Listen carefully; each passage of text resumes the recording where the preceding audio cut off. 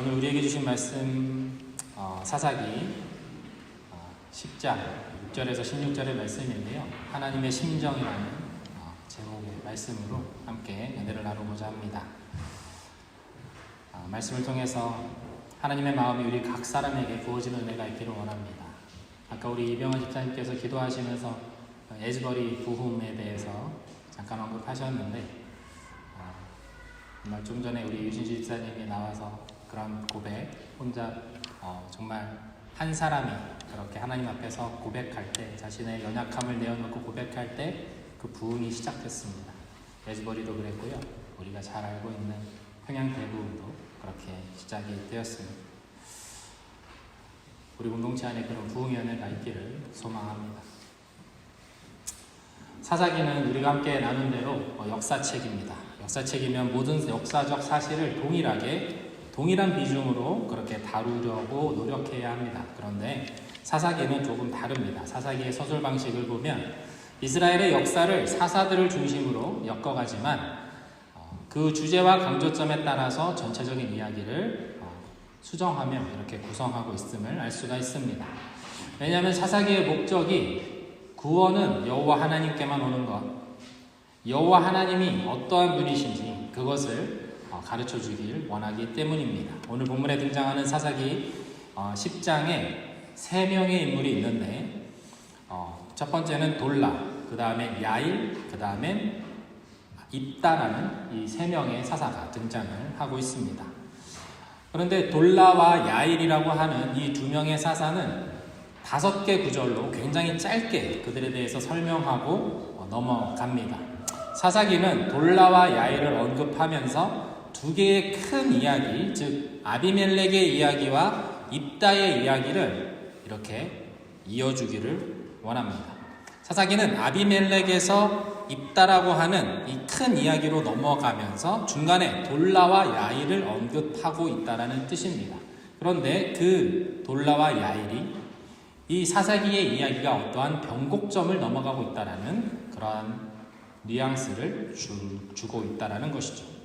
돌라와 야일이 이전에 돌라와 야일이 다스리는 그 시대 바로 직전에는 아비멜렉이라고 하는 사람이 3년간 이스라엘을 통치했습니다.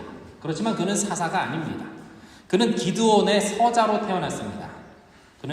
그래서 그가 왕이 되고 싶어서 기드온의 다른 아들들이 70명이 있었는데, 기드온에게는 부인이 아주 많았습니다. 70명이 있었는데 그 아들들을 다 모아서 한날에 다 죽입니다. 그리고 스스로가 왕이 됩니다. 자신의 정치적 야망을 이루기 위해서 자신의 형제들을 70이나 죽인 것도 모자라서 자신을 통치자로, 그 왕으로 인정하지 않는 지역의 사람들을 무참히 살해하기 시작합니다. 아기다툼을 하면서 같은 동족끼리 서로 죽고 죽이는 그러한 내전마저 시작되는 양상을 보이고 있는 것이죠. 아비멜렉을 피해서 사람들이 요새로 도망을 갑니다. 아비멜렉은 그들을 끝까지 쫓아가서 그들을 말살하려고 하는데 어느 여인이 그 위에서 맷돌을 던집니다. 맷돌에 아비멜렉이 머리가 맞아서 머리가 깨져서 비참하게 죽게 됩니다. 이름 없는 한 여인이 던진 그 맷돌로 왕이 되고자 했던 아비멜렉, 그의 이름은 내 아버지는 왕이다 라는 뜻입니다. 그런 아비멜렉이 한 여인에 의해서, 이름 없는 한 여인에 의해서 죽임을 당하고 이스라엘에 다시 평화의 시대가 찾아옵니다.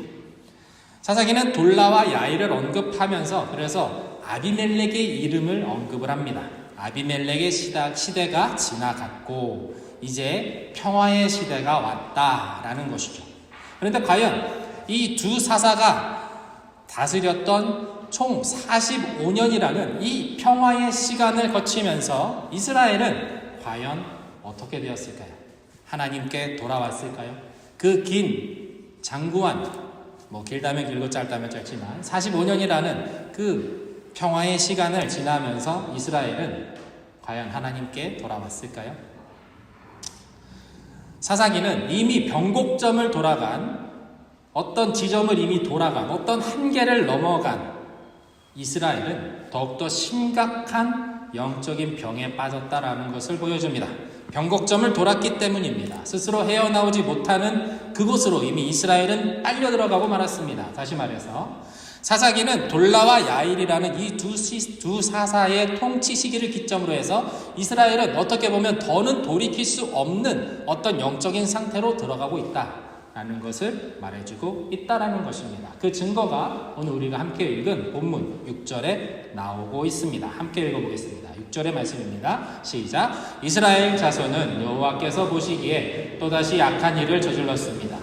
그들은 바알과 아스다롯과 아람의 신들과 시돔 모압의 신들과 암몬 자손의 신들과 블레셋 사람들의 신들을 섬겼습니다.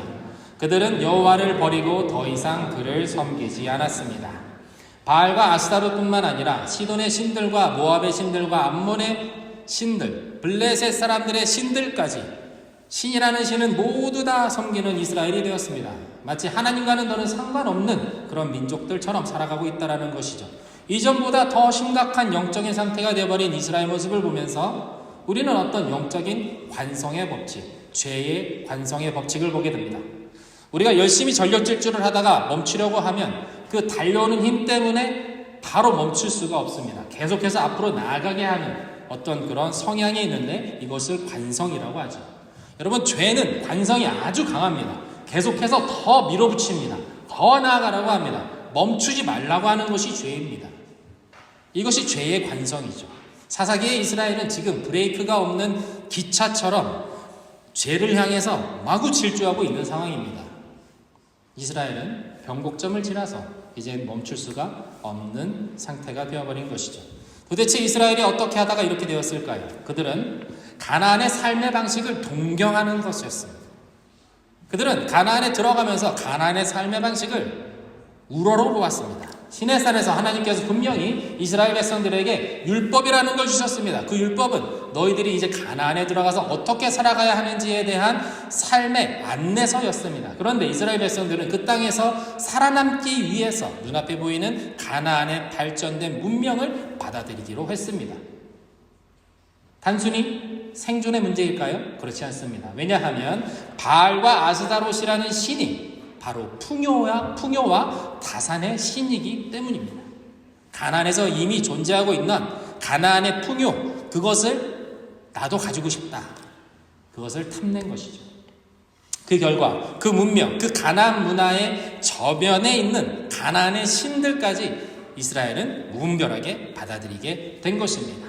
가나안에 정착해서 농경민족으로 살아가야 하는 이스라엘 백성들에게 가나안의 발전된 농업기술과 그 농업기구들, 그리고 기후를 예측하고 별자리를 읽는 천문학과 같은 이런 모든 점성술까지 이 모든 것은 모두 다 새롭고 그들에게 필요한 것이 되어버린 것이죠.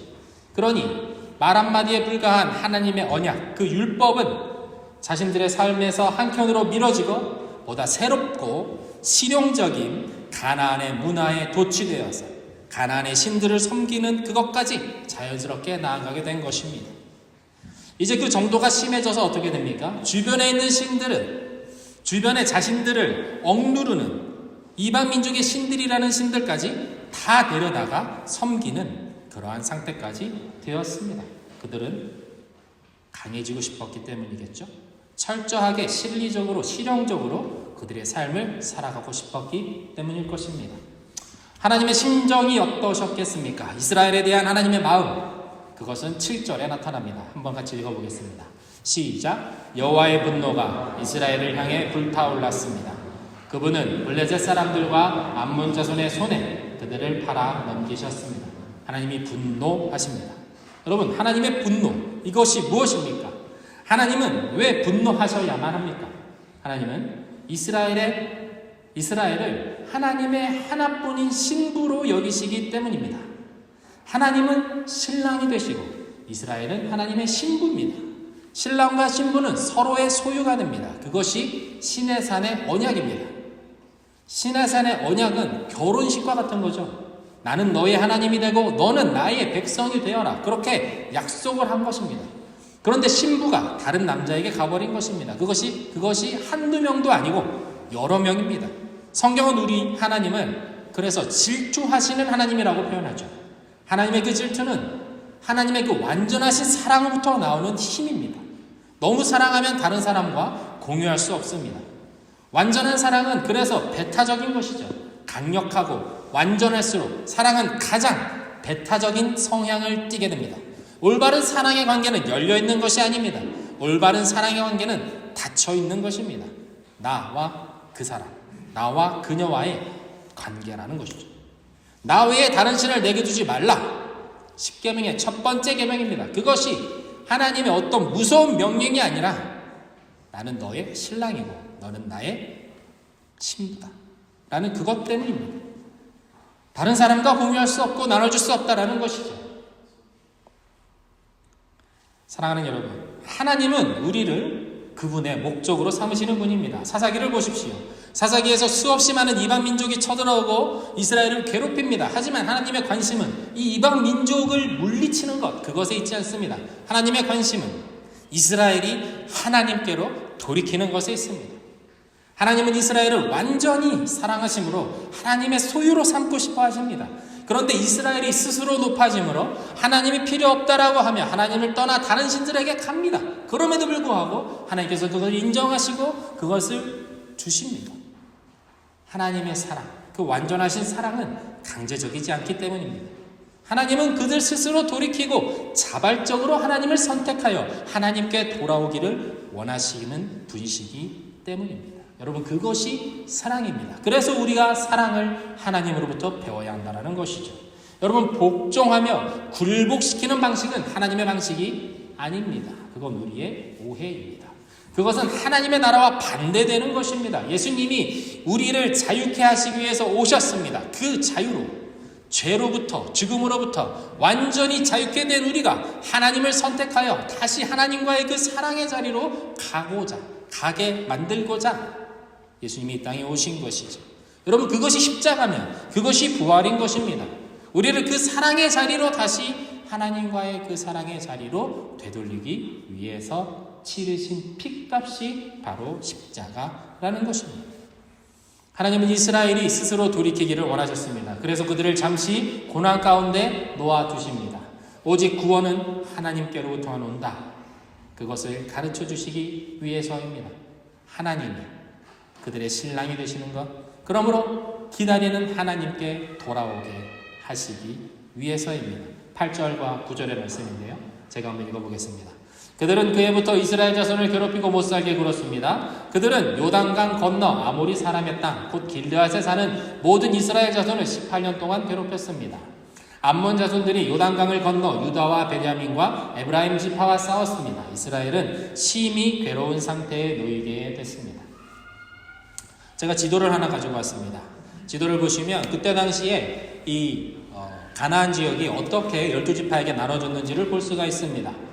성경 사사기에서 보면은 이쪽 끝에 있는 블레셋과 이쪽 동쪽에 있는 암몬이라고 하는 이 두 민족이 이스라엘을 굉장히 많이 괴롭게 18년이라는 기간 동안 계속해서 공격하고 수탈을 일삼았다라고 하는데, 보시면은 이 암몬 족속이 이 갓 족속 길르앗 지역을 수탈을 하고 넘어서 이 요단강을 넘어서 에브라임과 베냐민까지 공격했다라는 부분이 나옵니다.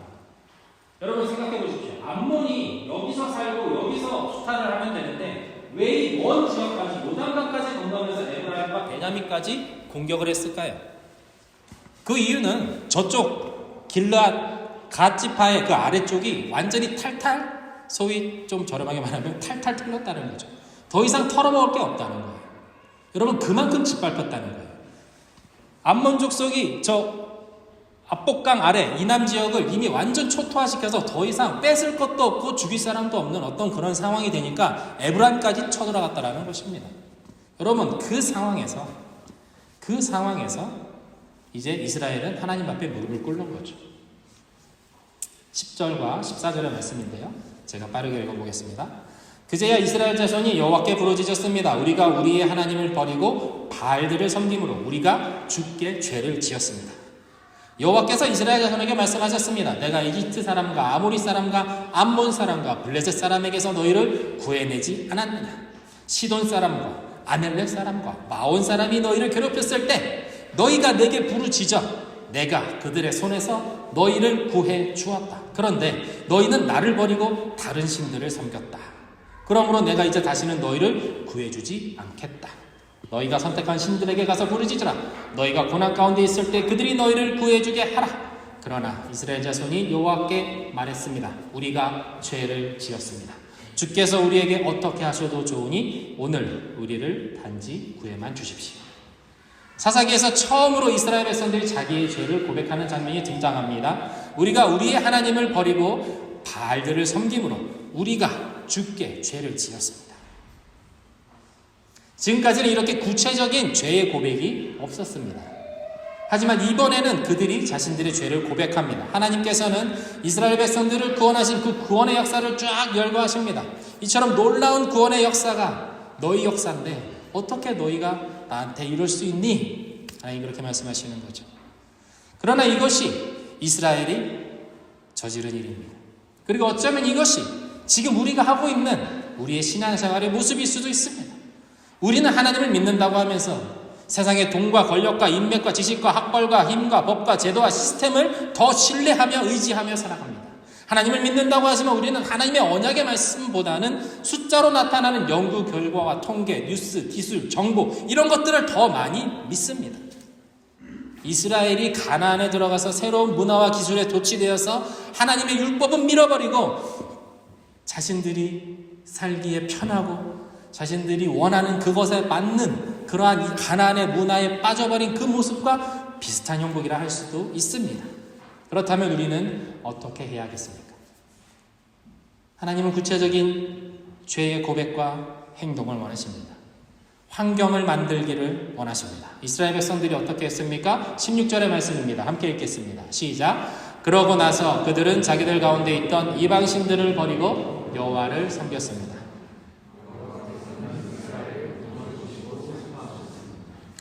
이스라엘 백성들은 자기들 가운데 있던 이방신들을 버렸습니다. 그들이 고백한 대로 여호와 하나님만을 섬기기 위해서 행동했습니다. 그들이 가지고 있던 이방신들을 그들의 집과 그들의 마을에서부터 씌웠습니다.